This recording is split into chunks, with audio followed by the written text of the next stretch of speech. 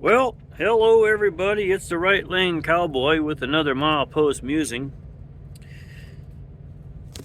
Back out here on the road after a nice 2-week stretch at the house, making silly videos with my kidlets and my girl.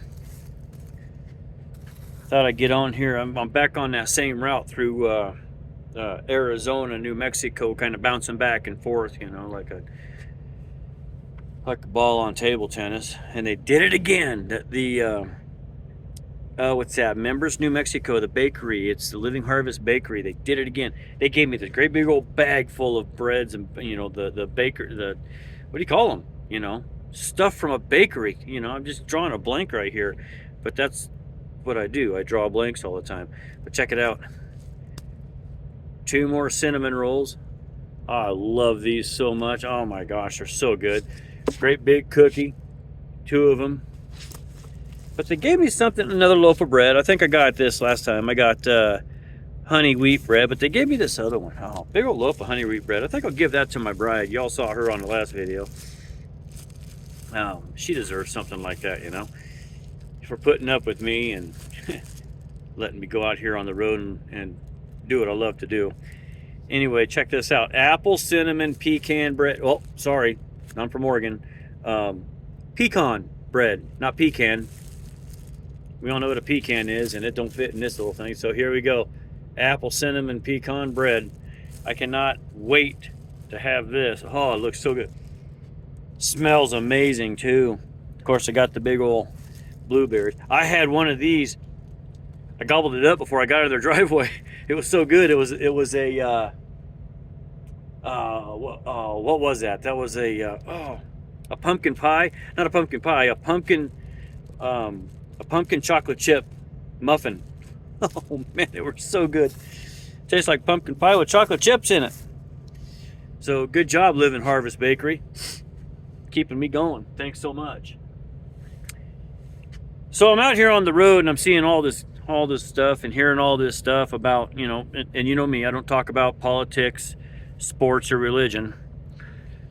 But oh my goodness sakes, man, what's going on in the Middle East? Good grief, those savages. I wish they'd do something to stop those savages. Just, you know,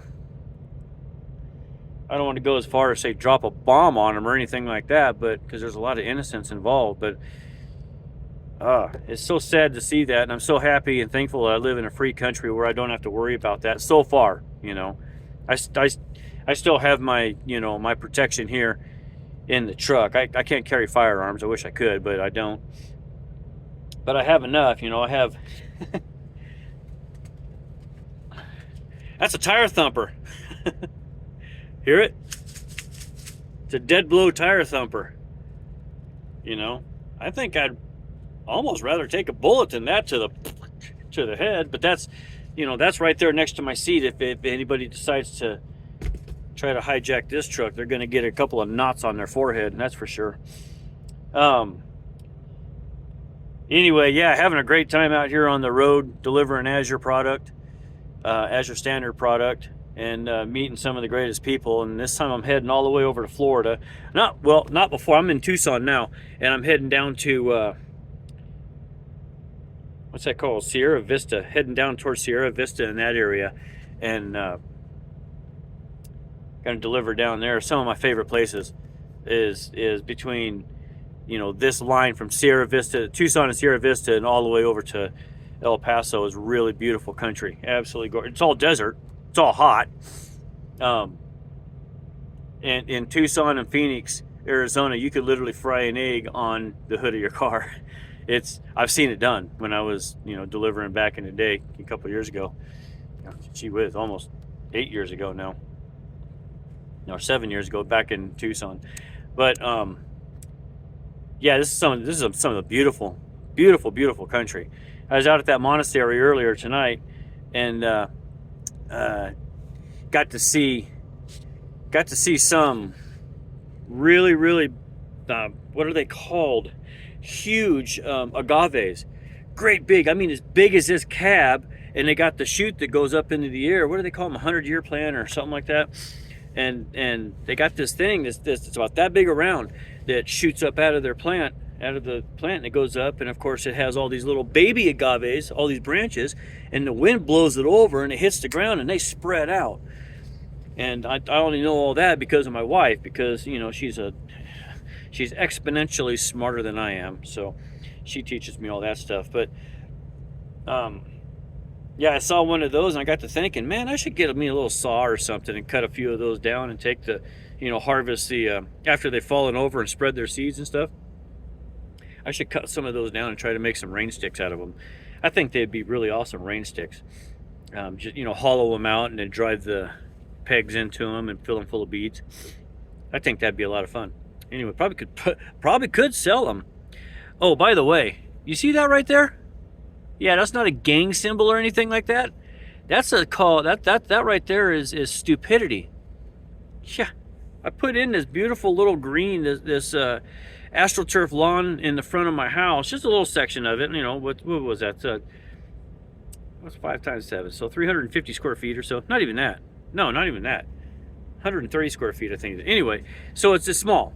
4 little 5-foot lengths of grass for the dogs, you know, because we got tired of the dogs, you know, messing in the dirt and the gravel and stuff. So I scraped it out.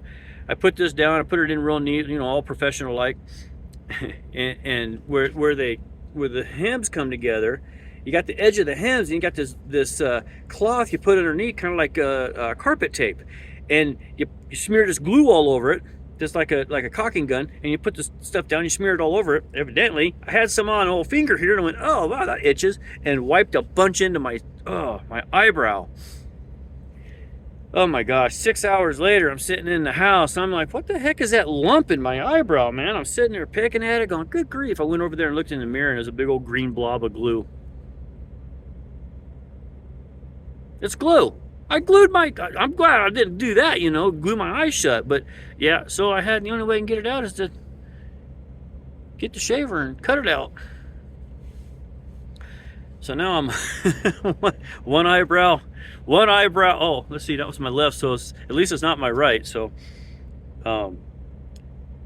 one eyebrow, right lane cowboy. Good God, unreal. Some of the things that I do, man, I tell you, so stupid sometimes. I'm not stupid. I don't ever say I would never give myself a negative affirmation like that. Those are lies from the pit of hell. I won't do that. But some actions that I do are kind of stupid. You can ask my wife. I tell you what, she'll tell you. Yeah, she'll call me the rocket scientist. I guarantee. But anyway, yeah. So I'm out here on the road. Got 5 weeks to go before I see the house again. Well, I'll see the house on Monday overnight, and then I go all the way out to Florida, and then I pick up a load, you know, delivering to 300 or 400 families out that way probably. And then I'm delivering up. No, I pick up in North Carolina and head straight to Oregon. North Carolina to Oregon, nonstop. That's going to be a fun route. I mean, I've been wanting to do in this new truck that I'm driving. It's a 70 mile an hour. What's that called? Governed to 70 mile an hour, and why it's 11 hours of drive time. I should be able to do 770 miles in a day. So I'm really going to try to do that. I think it's going to be a blast. I can't wait to do it. Then I'm going to do a couple runs back and forth from Oregon to Northwest up there, and then I'll end up in Ohio and then fly home. So it's going to be a good time. Can't wait to get home though. We're supposed to go take the new camper test a camp and do a little test run in the new camper. So that's going on. I got my CB all done. Check this out. Let's see. I got my CB all mounted up. It's all pretty and in there. It mounts tight too. I mean, I'm shaking it doesn't move. It's real tight. So I finally got that all taken care of, and I was on the CB earlier today with old Mud Duck in the Desert out of Lordsburg, New Mexico.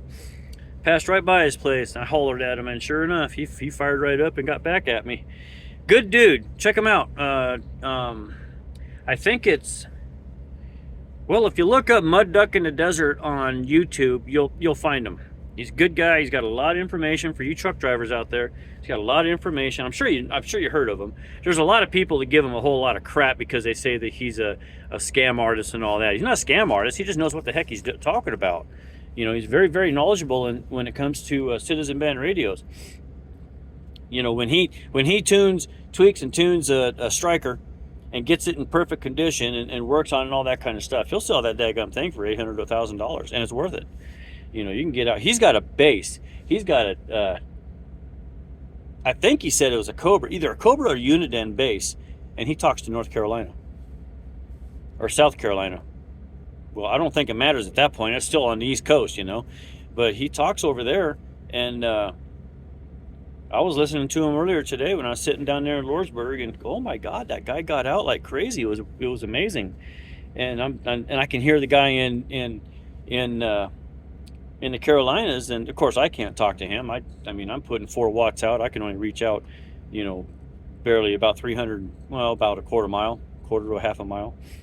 I don't need to reach out any more than that. I just need to talk to people right around me on the highway. But anyway, yeah, I was talking to him, and he gave me all kinds of information on there. So mud duck in the desert. I hope you're seeing this, and shout out to you, and I'll see you on the radio when I come back through, or I hear you talk to you on the radio. So anyway, I can't wait to get out there. I'm hoping to come down through. Can't think of the name of the highway. What is that? 97 through Oregon to see my buddy out there, Modoc Roughstock. Look him up on YouTube, Modoc Roughstock. He's a good dude too. But yeah, I'd love to get down through there and see that and see him, and probably talk to him about looking for me a tractor up in that area. I heard they're cheap. I'm in the market for buying a tractor for my property. Had to borrow Pastor Mason's tractor and did a lot of work. Huge blessing. I couldn't believe it. That was awesome. I got a lot of stuff done. Made my wife happy. You know what? While I'm standing here chit-chatting and jaw-jacking at you guys, see if I can adjust this justly. I'm going to get me one of these Marie Callender yummy things going. You drivers out there, these are good too, Marie Callender's. These little bulls got a lot of I just throw it on the floor because I'll pick up later and put it in the trash. Like later, meaning in a couple of minutes. 9999, right? Is that what happens? So I think my wife taught me how to do that, which is probably a lie. We'll just do 6 minutes. I think that'll be all right. So what was I talking about? Lost my train of thought. I do that all the time. Choo-choo goes blank. Yeah, anyway, so I'm out here for another 5 weeks, and I'll probably do another video. I got to do something about, I've done another video about driver safety out here on the road. There's a lot of people. I got brake checked a couple days ago and destroyed my load. I was a little bit ticked off, and I don't get ticked off very easy. I don't get mad very easy anymore. I used to click, or not click, but snap and just go off on people, like this eyebrow thing. I would have been pissed off for 6 weeks after that, 10 years ago. Now it's just laughable. I don't even give a darn anymore. But driver safety, I got brake checked, and that's scary because in other countries, anybody that slows down in front of a truck, the truck's probably going to be hijacked. So if anybody out there is hearing this and goes out and brake checks trucks, just understand, drivers like me, if I believe I'm going to get hijacked, you're going to get rammed. That's a promise. That's not anger. That's not vengeance. That's protecting me.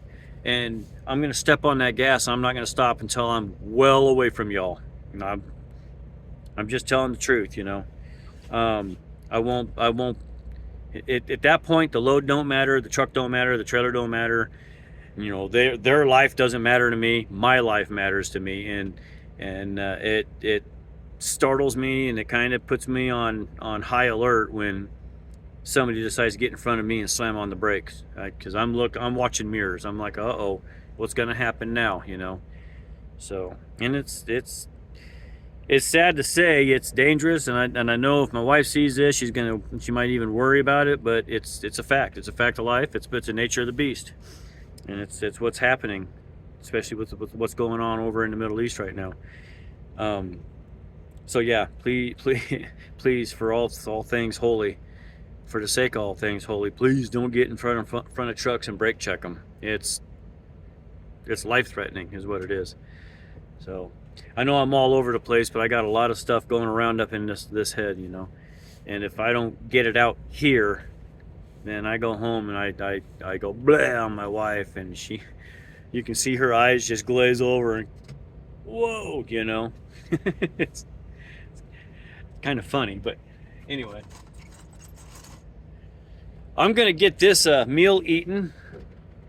Probably go get me a shower, and which is Spanish for shower, and you know, shower, get it? Anyway, probably go get me a shower and then get to bed, because I got to be up at 8 o'clock and do it all again. So we'll speak at y'all later. God bless. Later.